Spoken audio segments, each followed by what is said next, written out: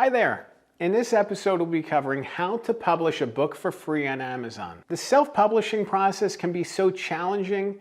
It's also so empowering. Putting your book on Amazon is such an important step, but there's so many things I want you to think about and consider, especially when you think about getting your book read by the right audience and more widely. By the end of this video, you'll learn the key steps in getting your book listed for sale, some potential costs to consider, and why outside distribution could be important too.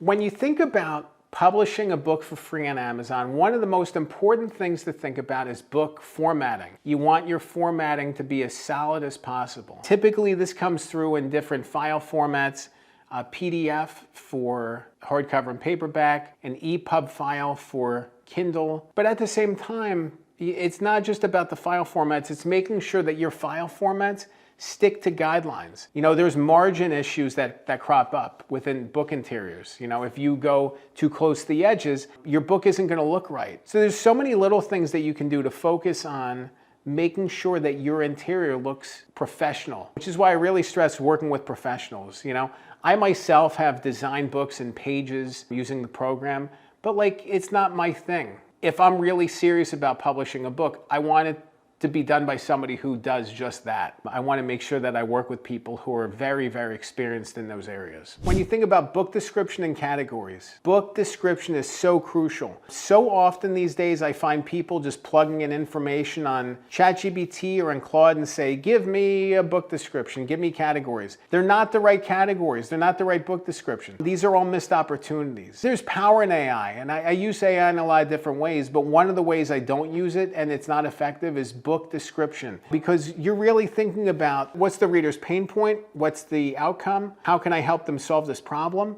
and how does this book stand apart? And if you're not really breaking down the pieces in that way, you're going to miss the mark. You know, I've seen book descriptions that ChatGPT put out and they were trash. They were complete trash. They didn't follow the right format. They didn't say anything. It was just all like blah, you know? I really think when you're thinking about the book, what is the one sentence? What is the most important lesson that you can teach somebody right up top? What is the most important thing you can say about the book? What is the takeaway? How are they going to benefit? How is it going to change their life? If you can't explain that in one sentence when you write this book description, you've already failed, because that's what they want. Readers want to know that this book is the right book for them, that's going to help them, and get to that point succinctly and cleanly. Like, don't bat around with it. Just get to the point. You know, categories is another area of focus. And there's this prevailing theory with Amazon categories that you should just put the book in categories where it's going to be #1. It's going to get #1 bestseller flag for an hour, 2 a.m. in the morning, because you sold more books than somebody else did. I want you to think about what your book's categories are. What are the best categories for your book? What are other books that relate to that book? And what categories are they in? You know, it's all these overlapping scaffolding things, but categories are super important because categories are going to allow the right reader to find your book. If you put the book in the wrong category, the right reader is never going to find it. The upload process is pretty cool on Amazon, actually, because you get to upload this file, and then once the file is ready and it processes, you can actually go and look at it, what it looks like page by page through it. The other thing that's cool is setting the pricing. You can actually set the price based on different territories. You know, what's neat too is that you get to set the price for the book. You get to set the price it sells for. So you kind of have this opportunity to figure out, like, okay, the book cost X amount to print. This is what I want to charge for it. So it's neat to be able to, you know, to set those standards. And when you do that, think about other books in your space, other books that compare to your book. You don't want to be the book that's selling for $42 when everybody else's book is selling for $18. Find a way to match what other people are doing so you can compete and be competitive. I know this video is about publishing for free on Amazon, but there's some costs that I think you should consider.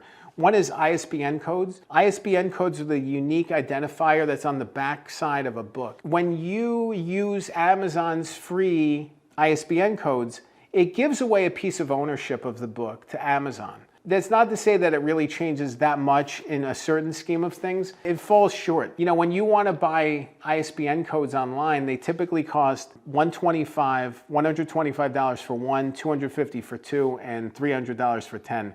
It's basically the signal that's being sent that they want you to buy 10 of these at once. When you use Amazon's free ISBN codes, it's a missed opportunity for further ownership of your product. Your product, your codes, it's all yours. When you use Amazon's free codes, it gives away a piece of that. Advertising is another piece that I want to talk about for a moment. When you go and search on Amazon for a specific item or a book, the things that pop up in results are typically sponsored posts. People are paying to get placed there. And when you click onto an item page, the other items that are listed there are often sponsored posts. Those things are paid for. Those placements are paid for.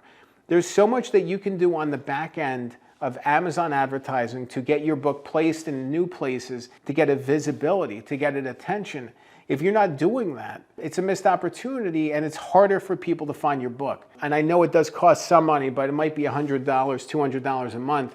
You might want to think about spending some money on Amazon advertising because it can open new opportunities for you. But I want you to think beyond Amazon as well, to IngramSpark, to outside distribution. When bookstores go to buy books to put on the bookshelf, they don't go to Amazon. They go to IngramSpark, which is why a lot of authors will cross-publish their books on Amazon and on IngramSpark. So Amazon covers the Amazon ecosystem and IngramSpark covers everything else. It's meaningful to be in both of those spaces. It's meaningful to be able to make sure that your book is in the right places and being found by the right people.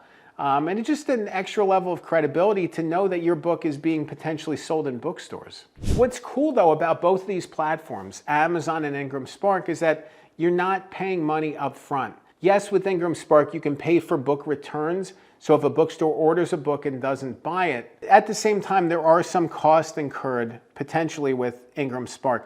So for example, if a bookstore orders a book and doesn't sell it and wants to send it back, they won't take on those books typically unless they know they don't have to sit on the inventory. So you may have to eat costs if they end up shipping it back. So that's one thing to keep in mind. But at the same time, like, again, there's no cost up front. Like, you're not paying for it up front. It comes later, much, much later. And I think that's what's awesome about self-publishing these days with IngramSpark and with Amazon. You can set up to sell on these platforms. You can line up everything you need. You can get all these files in line. You're not paying anything out of pocket to upload on these systems, to sell on these platforms. It's a really special thing to know that, you know, you can get visibility and sales and opportunities coming through right away. But that's the beauty of a book, that it can really start like lining up quickly and create new opportunities for you. If you want to learn more about how to publish a book for free on Amazon, I'd love for you to check out my website. It's writeagoodbook.com. There you can get my tips, insights. You can even book a one-on-one call with me. You know, I'd love to talk further about your book, your story, your goals for publishing, and see if I can help you in any way. Remember, a good book can change your life. I'm Dan Good. Thanks for watching.